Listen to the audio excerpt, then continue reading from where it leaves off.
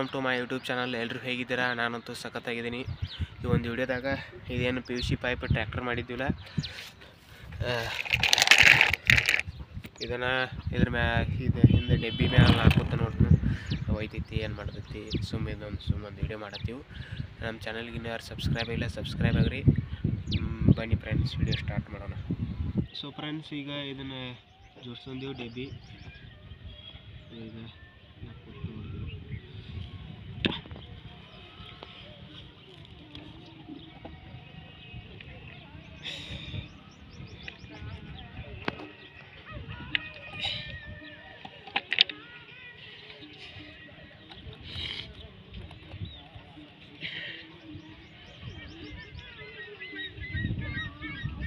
So friends, ಚಾಲು ಮಾಡೋಣ ಬನ್ನಿ.